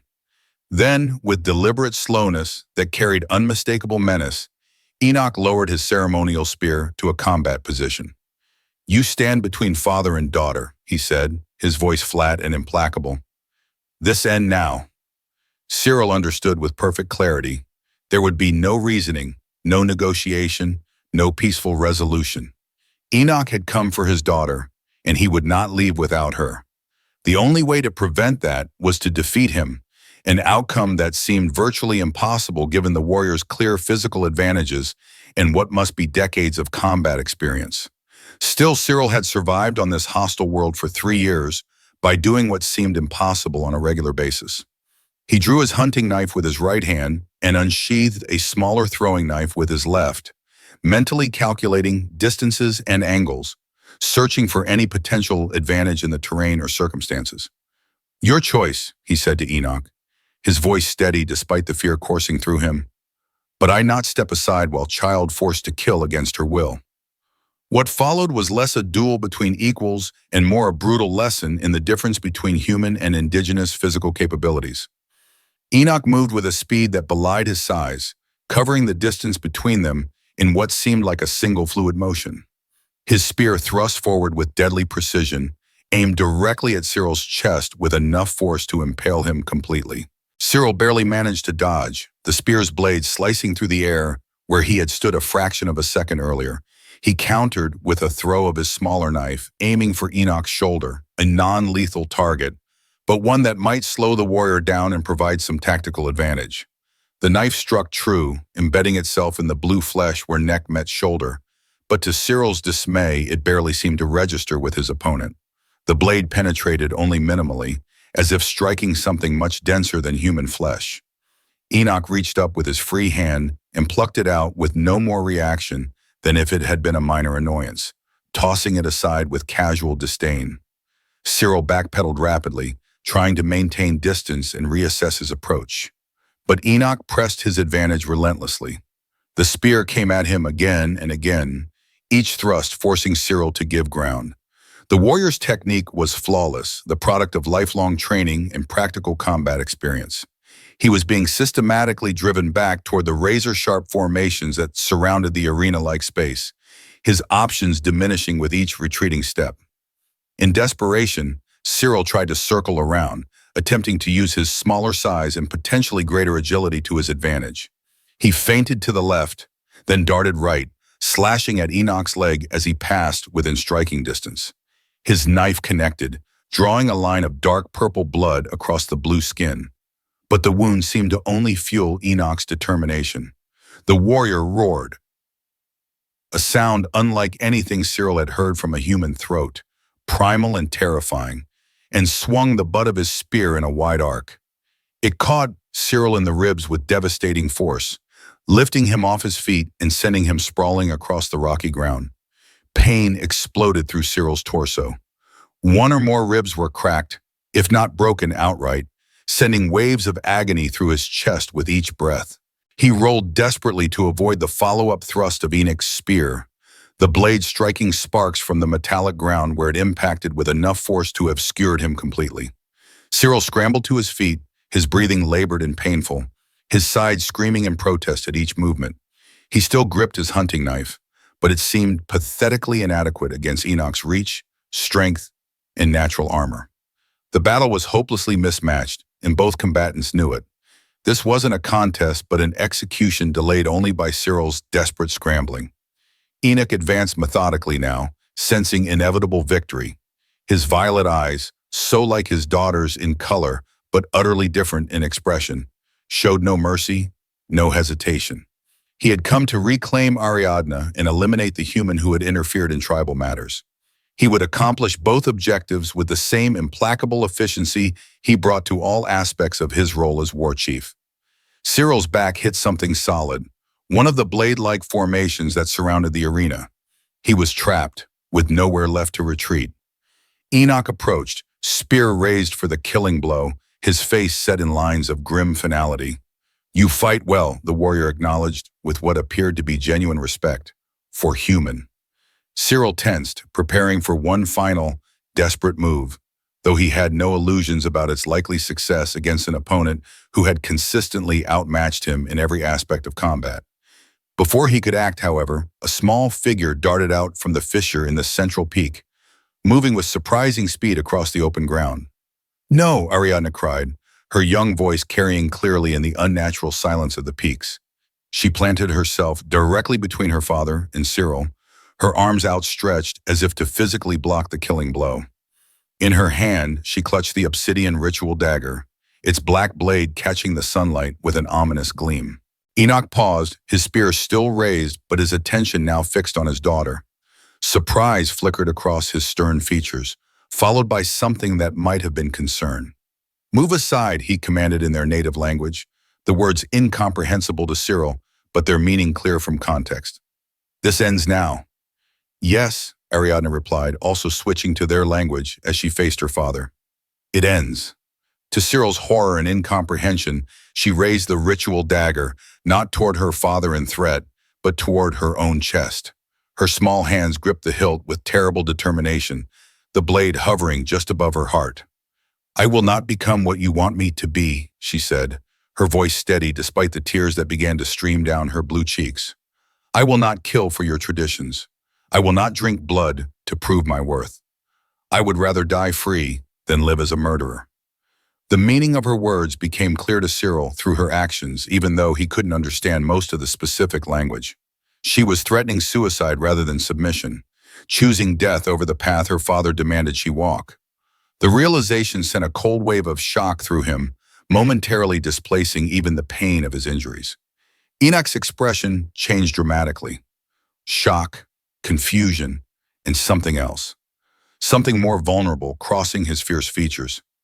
Ariadna, he said, his tone different now, almost pleading. Do not do this foolish thing. Why not? She demanded, the ritual dagger trembling slightly in her grip, but remaining pointed toward herself. Is this not strength? Is this not choosing my own path, even if that path leads to death? You taught me that strength means making hard choices. This is my choice. The ritual dagger wavered in her small hands, its obsidian blade catching the harsh sunlight. The moment stretched with unbearable tension, the three figures frozen in a tableau of conflicting wills and principles. Then slowly Enoch lowered his spear. His eyes, so cold and implacable before, now held a different emotion as they studied his daughter's face. He was seeing her, really seeing her, perhaps for the first time, not as a child to be molded into a warrior in his image, but as an individual with her own will, her own strength, her own concept of honor that might differ from his, yet remain valid. This is not what I wanted, he said finally, his voice rougher than before, carrying the weight of realization. The ritual is to make you strong, to prepare you for this world's dangers, to ensure you survive when I no longer can protect you. There are different kinds of strength, Ariadna replied, echoing Cyril's earlier words, but giving them new depth and meaning from her own perspective. The strength to kill when necessary, yes, but also the strength to refuse to kill when it would be easier to obey. The strength to walk a new path when the old one leads to darkness. Enoch was silent for a long moment, his internal struggle visible in the play of emotions across his normally controlled features. The ritual he sought to enforce was clearly central to his culture, a tradition passed down through countless generations. To acknowledge its potential wrongness, or at least its unsuitability for his daughter, represented a profound challenge to his entire worldview. Then, to Cyril's astonishment, Enoch deliberately planted the butt of his spear in the ground and took a step backward, a gesture of temporary truce. It wasn't surrender or agreement, but it was acknowledgement, a willingness to listen that hadn't been present before. Perhaps, he began, then paused, as if the words were physically difficult to form. Perhaps there is wisdom in what you say. The world changes. Our ways, perhaps they too must change, or we become prisoners of tradition rather than its guardians. Ariadna lowered the ritual dagger, though she did not put it away completely. I will not come back to complete the ritual, she said with quiet firmness. I cannot. That path is closed to me now. Enoch nodded slowly, acceptance gradually replacing resistance in his bearing. Then you have chosen exile, like the old one before you. Where is the old one? Ariadna asked, looking around as if only now remembering the original purpose of their dangerous journey to the Silent Peaks. We came seeking her guidance and protection. A new voice answered, female, aged but strong, with a musical quality that seemed to resonate with the strange acoustics of the Silent Peaks. I am here. I have always been here, watching and waiting. From behind one of the blade-like formations stepped an elderly indigenous woman. Her skin was the same blue as Ariadna's and Enoch's, but paler with age and time spent away from direct sunlight. White hair, much like Ariadna's, hung in long braids adorned with small metallic objects that clinked softly as she moved, creating delicate music in the previous silence. Her violet eyes were clear and keen despite her apparent age, taking in the scene before her with evident understanding of its significance. I watched, she said, moving to stand beside Ariadna, with a protective gesture that seemed both instinctive and calculated. I waited to see what would unfold, to see what choices would be made when the moment of truth arrived. Enoch straightened at her appearance, a gesture of respect that appeared automatic even in these extraordinary circumstances. Elder Mara, he acknowledged, using a title that suggested her former position within the tribe despite her current exile. You live. Despite the tribe's best efforts to forget me, yes, she replied, with a hint of dry humor that suggested a complex personality shaped by long isolation and independent thought. And now another comes to join me in exile, another who questions what should not be questioned, who thinks what should not be thought. She placed a gnarled hand on Ariadna's shoulder in a gesture of acceptance and protection. A child who shows wisdom beyond her years and courage beyond her size. A worthy successor, perhaps, to carry knowledge that the tribe rejects in its warrior pride. Enoch seemed conflicted, his gaze moving from Mara to his daughter to Cyril, who still stood with his back against the blade formation, wounded but alert, following the interaction with intense concentration, despite not understanding much of the language. The human, Enoch said finally, switching back to the language Cyril could understand. He interfered in tribal matters where he had no right or place. He protected a child from harm, Mara corrected, also speaking in the human language with surprising fluency. Is that not also a warrior's duty? To shield those who cannot shield themselves? Or has the tribe forgotten that strength without compassion is merely brutality dressed in honor's clothing? She is my daughter, Enoch insisted, a father's possessive protection evident beneath his warrior's exterior. My responsibility. And you would have forced her to commit an act that would have scarred her spirit, Mara replied, her tone hardening with conviction, born of long contemplation. The ritual of first blood has its place, Enoch, but not all are meant to walk the warrior's path. Some must walk other paths, paths of healing, of wisdom, of bringing peoples together rather than driving them apart. She gestured toward Ariadna, who stood straighter under the old woman's approving gaze. Look at her. Really look with a father's eyes rather than a war chief's. Do you see a future war chief? Or do you see something else? Something perhaps more valuable to the tribe in these changing times? A bridge builder? A healer? A thinker? Enoch stared at his daughter as if seeing her anew, his gaze lingering on the details of her face, her stance, her expression. Ariadna met his gaze steadily, no longer cowering or afraid but standing with quiet dignity despite her youth. In that moment of silent communication between father and daughter, something fundamental shifted, a recognition of truth that transcended cultural conditioning and expectation. Finally, Enoch sighed deeply, a sound that seemed to release years of rigid adherence to tradition and unchallenged assumptions. What would you have me do? He asked Mara. The tribe expects her return, expects the ritual to be completed. The priests have already prepared the ceremonial ground. Tell them she has chosen a different initiation, Mara suggested, her tone softening as she sensed his gradual acceptance. The path of the wise one as I once did. Tell them she will stay with me, learn the old ways, not just of war, but of healing, of knowledge, of understanding the world beyond our immediate experience. She glanced at Cyril, including him in her assessment and plan. Including understanding those who came from beyond the stars. The future may depend more on such understanding than on how many warriors we can field or how much blood we can spill. Enoch considered this proposal, his expression troubled but thoughtful. The council of elders will not be pleased. The priests will speak of sacrilege and broken tradition. The council rarely is pleased by anything that challenges their authority, Mara replied with a smile that suggested old conflicts and perhaps old wounds. But they adapt, in time, as must we all. The universe does not stand still for our convenience or to accommodate our certainties. For a long moment, Enoch remained silent, the internal struggle evident in his posture and expression. Then, with deliberate movements that carried ritual significance, he withdrew his ceremonial spear from where he had planted it in the ground and held it vertically before him in what appeared to be a formal gesture of conclusion. I will tell them, he said finally, his decision made. But know this, exile, if any harm comes to her while in your care, not even these silent peaks will hide you from me. Father's oath. Mara nodded solemnly, accepting the terms and the implied threat with equanimity.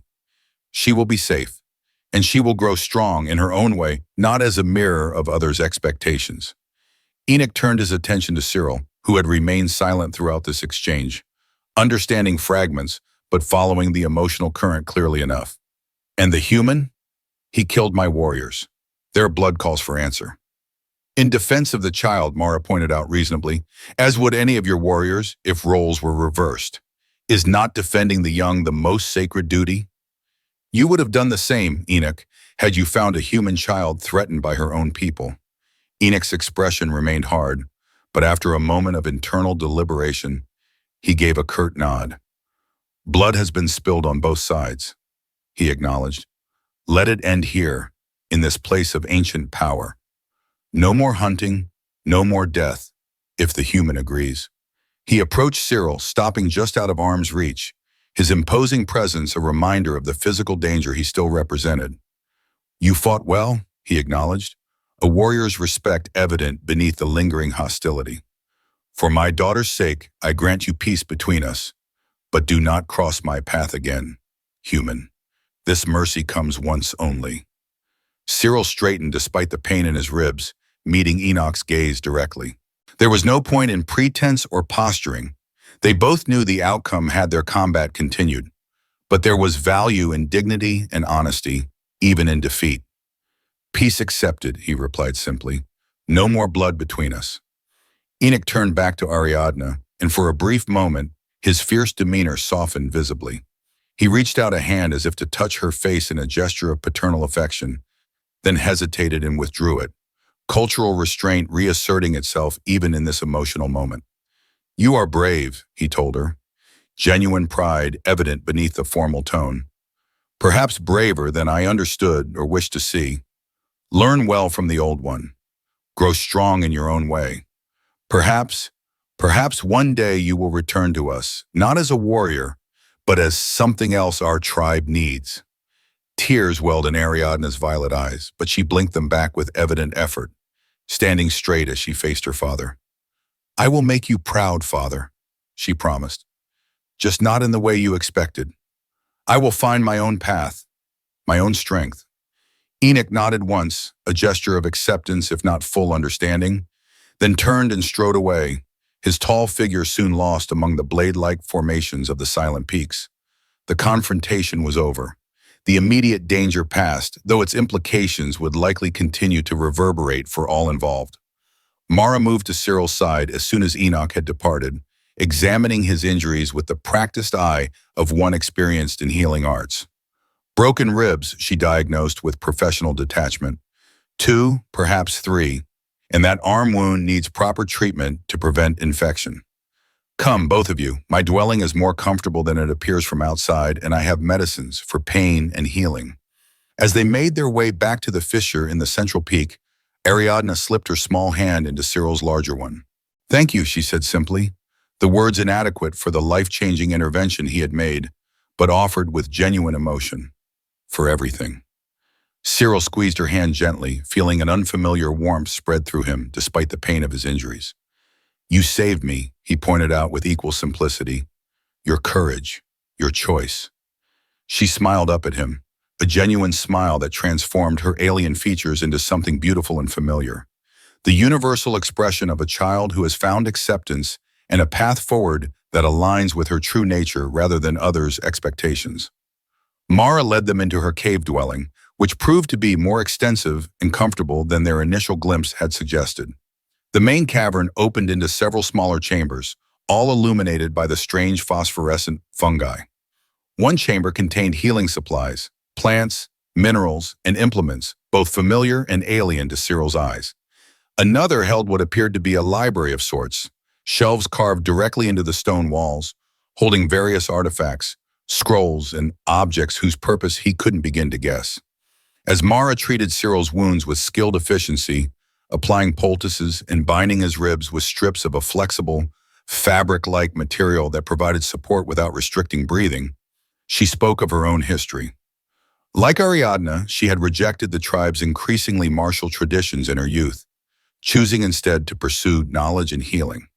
Her exile had been voluntary at first, a withdrawal to study and think without interference, then made permanent by tribal decree when she refused to return and participate in certain rituals she considered unnecessarily cruel or restrictive. But they still come to me, she said with a hint of satisfaction as she finished treating Cyril's arm wound. When their warriors are wounded beyond their healer's skills, when strange illnesses strike, when answers are needed that their traditions cannot provide. They will never admit it openly, but they need those of us who walk different paths. She glanced at Ariadna, who was sorting healing herbs under her direction, already falling into the role of apprentice with natural aptitude. And now I have an assistant, the first in many years, perhaps the most promising I have seen. She learned quickly, Cyril confirmed, watching the interaction between the elderly mentor and the young child. There was already a visible connection forming, a passing of knowledge that transcended their significant age difference. Mara nodded agreement. The mind that questions is the mind that grows. She questioned what others accepted without thought. That is the beginning of wisdom, regardless of age. Ariadna looked up from her task, a question forming. You will stay? She asked Cyril directly. Here with us? Cyril hesitated, caught off guard by the question and the implied invitation. He glanced at Mara, uncertain of his welcome in what was clearly her established territory. The old woman smiled, correctly interpreting his hesitation. The silent peaks welcome those who come in peace, she said with formal hospitality. And I would not separate her from one who has shown such loyalty and courage on her behalf. There is space enough, and your knowledge of the world beyond these mountains could be valuable. I visit, Cyril promised, touched by the offer, but aware of practical considerations. When wounds heal, bring supplies, things you need from forest, but have camp, traps that need tending. Ariadna's face fell slightly with disappointment, but she nodded understanding. Visit often? She asked hopefully. Teach me more human words? Yes, he agreed readily. And you teach me your language better. Much to learn from each other. As night fell, they shared a meal in Mara's cave, the atmosphere surprisingly peaceful given the events of the day. The food was simple but nourishing, wild plants prepared with knowledge of their medicinal as well as nutritional properties, preserved proteins that tasted strange but satisfying to Cyril's human palate. Ariadna seemed to blossom in this new environment, asking questions, absorbing knowledge, her earlier fear and trauma gradually replaced by curiosity and enthusiasm for the path that had unexpectedly opened before her. When it was time to sleep, Mara showed Cyril to a small chamber where he could rest without aggravating his injuries. His ribs ached despite her treatments, but the pain was bearable now and the risk of infection in his arm wound seemed significantly reduced. Before leaving him to his rest, Ariadna approached, something clutched in her small blue hand. For you, she said solemnly, offering it to him with ceremonial gravity. It was the obsidian ritual dagger, the same one she had threatened to turn on herself earlier that day. The blade still retained its lethal sharpness, though Mara had helped her clean the dry blood from its surface. Cyril frowned in confusion, not understanding the significance of the gift. Why give me this? He asked. Reminder, she explained, her expression serious beyond her years. Choices always exist, even when seem impossible. When everything dark, remember this. Remember today. Cyril accepted the gift with appropriate solemnity, recognizing the deep meaning it held for her. I keep safe, he promised. Remember today. Remember you. Your courage.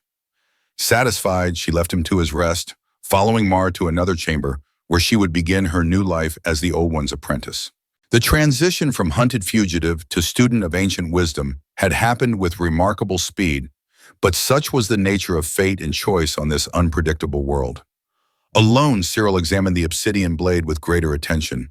Its edge still held a lethal sharpness, and the craftsmanship was undeniably beautiful. The handle inlaid with what he now recognized as symbols representing aspects of their culture and cosmology. But its significance transcended its physical properties. It represented a moment of profound choice, Ariadna's willingness to die rather than become something contrary to her nature. That kind of courage was rare in humans or aliens, adults or children. He carefully wrapped the dagger in a piece of leather and placed it in his pack. Tomorrow, once his strength had returned sufficiently, he would begin the journey back to his camp in the foothills. His ribs would make travel slow and painful, but he had survived worse injuries in his 3 years of isolation. Mara had provided medicines that would help with pain and healing, a gesture of trust and gratitude for his protection of Ariadna. And he would return to the Silent Peaks as promised. Perhaps not often, but regularly enough to watch Ariadna grow, to bring supplies that Mara might need, to maintain the unexpected connection he had formed with these strange blue-skinned people who were, in ways that transcended physical differences, not so different from humans after all. As he drifted towards sleep, lulled by the strange harmony of the Silent Peaks, Cyril reflected on the chain of events that had brought him to this moment. 3 years of isolation, of talking to no one, of fighting only for his own survival without purpose beyond continued existence. Then, in the space of a few days, everything had changed, all because he had chosen to help a frightened child caught in his trap. The world remained harsh and unforgiving. Survival was still a daily challenge. But something had shifted within him, a change as significant as any external circumstance. The cynical shell he had built around himself since the colony ship disaster had cracked, revealing something he had thought lost forever: the capacity for connection, for compassion, for seeing beyond immediate self-interest to a larger purpose. In helping Ariadna find her path, he had rediscovered something of his own humanity, something worth preserving beyond mere physical survival. Ariadna would thrive here under Mara's guidance. She would grow into someone who could perhaps one day bridge the gap between her people and the remaining humans on this world, however many there might be. And he, in his own small way, would be part of that future, that potential for understanding across the boundaries of species and culture. It was, Cyril decided as consciousness faded into healing sleep, enough. More than enough to justify all the risks and pain. For the first time in 3 years, he fell asleep with something resembling hope. Outside, the silent peaks stood like ancient sentinels against the night sky, their blade-like forms cutting sharp silhouettes against the stars. In the perfect silence of this strange place, 3 individuals from 2 different worlds slept peacefully, their futures now intertwined in ways none of them could have anticipated when the day began. And somewhere in the vastness of this alien world, other survivors might be waiting, other connections waiting to be made, other bridges to be built between different ways of understanding and experiencing reality. Tomorrow would bring its own challenges, its own opportunities, its own choices. For now, rest was enough. In the morning, new paths would begin. If you like this story, please click the hype button. This video deserves to be popular.